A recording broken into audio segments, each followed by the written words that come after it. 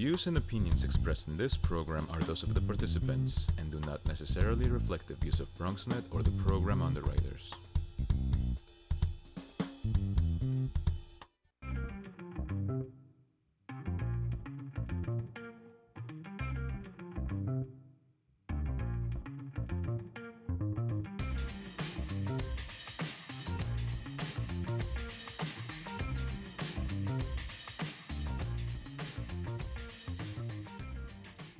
Hey folks, nice to be with you. It's nice to see you on the Bronx Buzz. This is BronxNet's program. I guess you know by now. We're almost 3 years in the running, and we take care of Bronx journalists and Bronx photographers and Bronx authors, and you're going to enjoy that in our second segment this evening.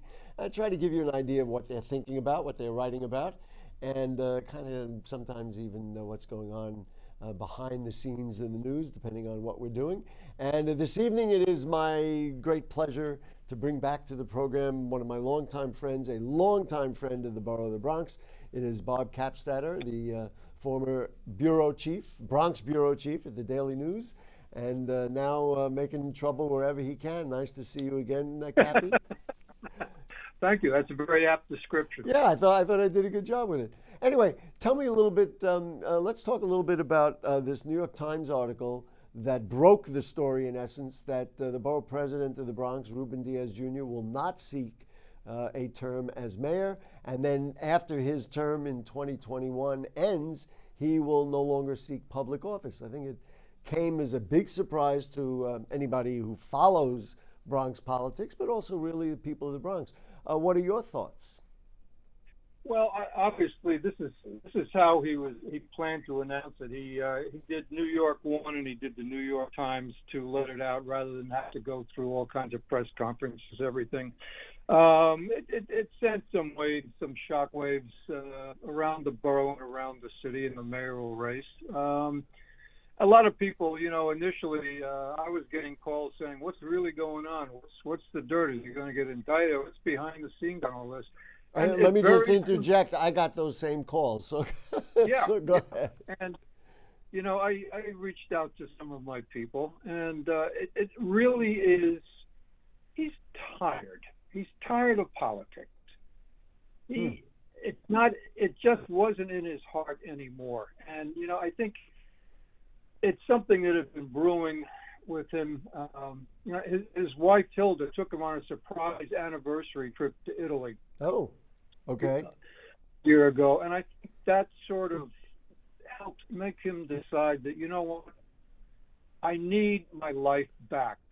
When you're a politician, you are a politician with everything that goes with it. And it's a life that some electeds can live, accept, and turn a blind eye to things that a lot of us wouldn't. Mm-hmm. I think Ruben's a good guy. He's a good guy, but he's been in politics since he was 18 years old.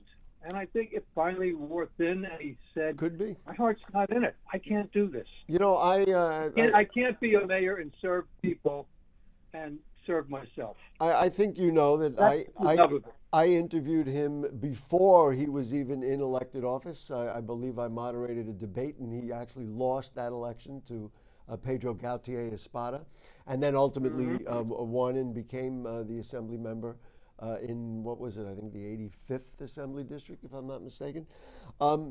And I think over many years, he was very passionate about the people, about the environment and all those things. And I wonder if when he was, I'm sorry, go ahead. Well, I wonder if when he became borough president, he still believed in those things, but there were factors and forces that made him compromise in some of those things. And I wonder if he was not happy about that. And frankly, I mean that as a compliment, because I think he really cares, and I think he really does care about the people of the Bronx and does believe that he wants to affect and do a good thing. And I think he felt, it's just too hard to balance all those things once you get to the high office, which he'd been, 8 years as borough president. Gary, when you get into politics, you need a pair of hip waders to get through it. That's a nice way to put it. A very wise politician once told me that. Obviously, there's politics is the art of compromise, the art of maybe doing some things that you really don't want to do. You know this, and I know this. Mm-hmm. So, but it just wore thin on him. Mm-hmm. And Ruben is a genuine guy. I mean, I've been around politicians, and I can smell disingenuousness. Ruben's a genuine guy. Well, this is really what I was referring to a moment ago, because I felt that he really was sincere about things he was committed to. His father is quite a figure in the Bronx, to say the least. Indeed. If you analyze, if you know the borough president, I guess like we do, he really is committed to certain things, and his father actually is diametrically opposed to those things. Do you think? And that his father running been one strange relationship. It is. Many years ago, I had them on Bronx Talk together, which was really kind of a lot of fun. It was right after then Reverend Diaz then became senator, and it was like his first foray into Albany. But do you think there's a factor in there where his father's running for Congress, and if he was running for mayor, it would kind of put both of their names out there, and really in this very fraught political times, put them on two ends of the political spectrum? You know what? It probably was a factor, but I don't think it was a big factor. You don't think it was a big factor? I do not. I mean, obviously, it would be, sometimes it might prove an embarrassment or funny headlines or embarrassing headlines or something, but no, I'm sure it was. Ruben considered that also, but it was not a major factor in his decision. Nobody would write funnier headlines about something like that than you, and so I guess it's somewhat of a blessing that you're not the bureau chief at the Daily News anymore, but that's another story. I kind of miss it, and I don't kind of miss it. It's mixed. All right, anyway, so listen, let's move on. Ruben is out, but he's still going to be a player in Bronx and citywide politics. Interesting. And this obviously changes the dynamic of the citywide mayoral race. So well, let's get into that area. It made an interesting turn with Eric Adams' statements that kind of offended a lot of people. And said, well, wait a minute, are we welcoming people from the outside, or are we not welcoming people from the outside? We're left, I guess, with three Democratic candidates, the controller, the city council speaker, and the Brooklyn Borough President. I believe there are Republican candidates as well, Nicole Meliotakis and also John Castellamidis. What are your thoughts about the Democratic race? Is there a winner at this point? Well, who do you think the Bronx guys will and women will support? Well, as soon as you're done talking, I'll answer. Well, first of all, I think the advantage of Ruben dropping out goes to Eric Adams, because you have a Latina, and where you have a candidate of color, Eric Adams, who is black. This will be to his advantage to draw minority voters. I can't say minority voters in New York City anymore. It's a whole different world. But it would be more to Eric's advantage, to Adams' advantage, now that Ruben is out of the way, that a lot of his votes would probably swing toward Eric Adams. That being said, this also opens up the race for more people to possibly jump in. I was going to ask if you thought that there was an Hispanic candidate out there who might want to. None that leaps to mind right now, but quien sabe, who knows? Yeah. You also have an advantage of matching funds in the mayoral race, where this sort of levels the field a lot and opens it to a lot of potential candidates coming in. All right, again, he said he was going to return money, people who donated to their campaigns, to his campaign. That would suggest that there could be money out there for somebody, whether it's one of the current candidates or maybe even a new candidate. Yeah, that's going to be a while, though. He had a problem raising money, and some of the other candidates didn't do great. Ruben did not do well at all. But the problem is, right now you have a presidential election coming up, and all the big money at this point is sort of going toward that presidential race. They haven't really opened up the spigot for funding this mayoral race. That'll come in about 6 months to a year. Interesting. Another aspect of this maybe we should talk about now, it would be appropriate. I've heard about 1 million names of people who said they were interested in becoming the borough president. Is it too soon to start looking at who his successor would be? Well, it's the morning line, if you want to call it that, has always been that the current county leader, Marcos Crespo, right, apparently was sort of had the morning line on that track. But then again, you've got Councilwoman Vanessa Gibson's name has been floated out there. Councilmember Andy Cohen's name has been, he himself has floated his name out there. Yeah, a white Jewish guy from Riverdale. June Island ran. You will recall June Island ran against Pedro Espada and Adolfo Carrillo. June ran, but that was a very short-lived race for June. Yeah. So I think, I wouldn't count on that. It's going to be a Latino or a black. Maybe a black Latino woman, maybe a black, who knows? Who knows? Who knows what combination? We have a long way to go. Yeah, we do have a way to go. Ruben still has to be a borough president for the next 2 years. He's going to deal with a lot of issues. He's going to have to deal with the gentrification issue and development at the same time. Development is booming in this borough. Right. Cappy, we got to run. We were talking the Kingsbridge Armory. Kingsbridge Armory is an issue. I mean, there's a whole bunch of things. Yeah, and I don't think anybody in the borough, and probably including the borough president himself, wants to see a so-called lame duck and for a year and a half not get anything done. So we'll stay in touch with you, and we'll try to keep track of what's going on in the borough of the Bronx. Thank you for your time, sir. Yep. And welcome, sir. Always enjoy being with you. We'll see you around town. Thank you so much, Bob Kappstatter, former Daily News Bronx Bureau Chief. What's going to happen now, folks? We will we'll take a break. When we come back, I didn't even know there was a book about Parkchester and the history of Parkchester. And this is going to be an exciting segment because the professor who is the author of that book will be joining us. Don't go away. Sure, I look cute now, but when my owner lost his job, it was rough. I was living on the street, and one night, me and this Cocker Spaniel got into it so bad, I wound up looking like an ice cream cone. I cried a little bit, but thankfully I got rescued, so I'm running, I'm jumping, all back to my old self. And I'm ready to give unconditional love, even if you put a lampshade on my head.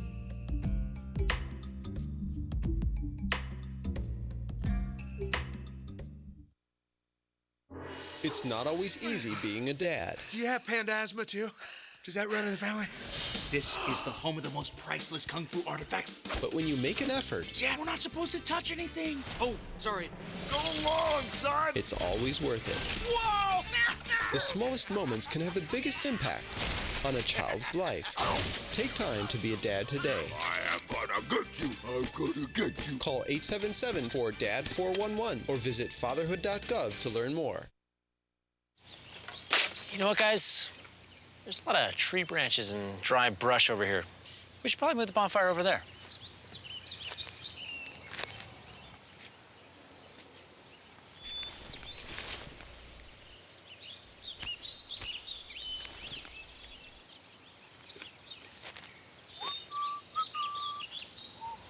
I'm guessing Smokey liked that idea.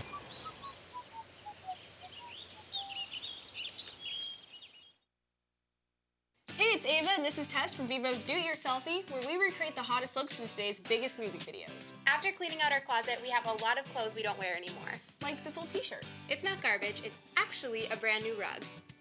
And to make it, all you need to do is cut, tie, and glue. Cut the t-shirt into strips. Tie the strips into knots. And glue the knots to the bath mat. I love it. Give your garbage another life. And recycle.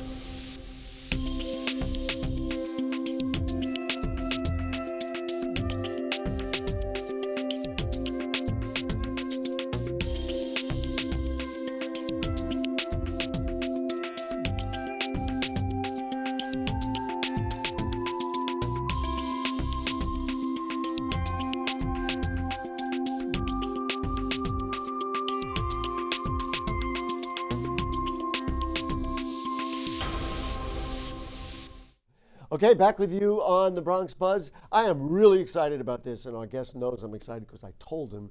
There is a new book, Parkchester, A Bronx Tale of Race and Ethnicity. It is written by Professor Jeffrey Gurok, who is the Libby M. Clapperman Professor of Jewish History at the Bernard Ravel Graduate School of Jewish Studies of Yeshiva University.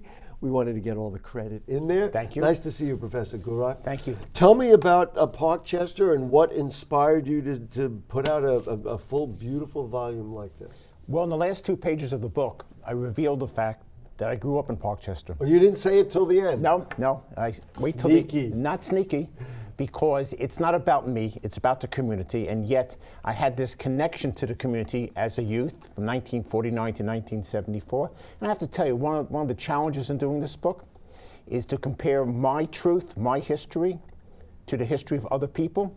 So I did innumerable interviews with people, and would 6 people tell you the same story, there must be some truth to it. There must be. So, for example, everyone I spoke to of my generation, Jew, Gentile alike, they all have stories of how we eluded the Parkchester cops.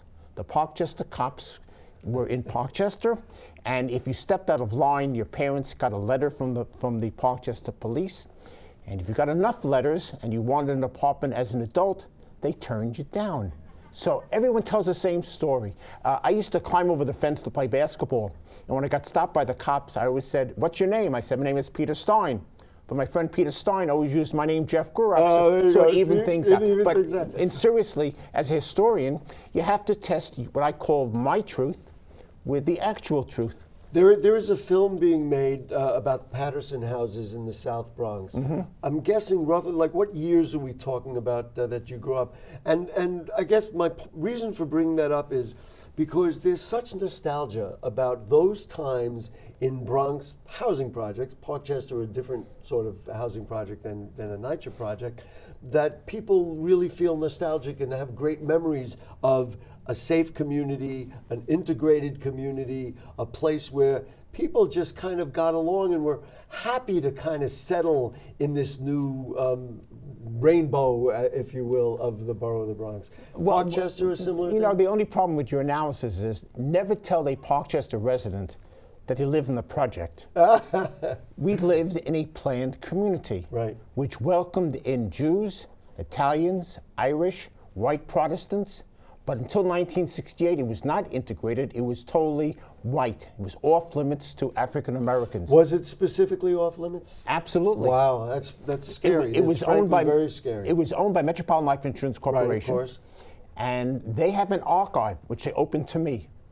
And in the archive, you see memoranda about when Mr. Brown comes for an apartment. How do you turn him away in a way that he doesn't understand that it's racist? That is horrible. It was a horrible situation. And when was Parkchester founded? 1940. Mm-hmm. So for almost 30 years it was. For the first 28 years, it was totally segregated. In fact, growing up, and I make the point in the book, it never dawned upon me that when you played in the playgrounds, there were no African Americans, Latinos. They lived on the other side of the tracks, literally. The number 6 train today, they live, you excuse the expression, in the projects. We lived in what you called, even though it might have been. Well, I just want to add some historical perspective for people who looked at civil rights movement in the 60s and say, well, wait a minute, what did it really achieve? That would be an example. In 1968, pinpointing that spot as a time when the tide changed, it's easy to draw the chronology from the civil rights movement. So by 1968, maybe America and the Bronx had changed a little bit. Absolutely. In fact, I tell my students, we often talk about segregation down south, south of the Mason-Dixon line. Of course. But we New Yorkers, we Bronxites have to understand that our city, our borough, was a heavily segregated area until the 1950s. And then in the 1960s, when the area began to open up, Metropolitan Life used every sort of subterfuge you can imagine to keep the neighborhood white. Finally, in 1968, the Human Rights Commission... This is very upsetting. I'm so sorry that you're telling me this. It's an important story. Yes, absolutely. Because the book is Race and Ethnicity, 1968. One of the people working there as a young intern was a fellow named Freddie Farrar, who I interviewed for the book. Wow. So finally, the Human Rights Commission tells Metropolitan Life, not only are we going to fine you, which is part of their doing business, we're going to toss you all in jail.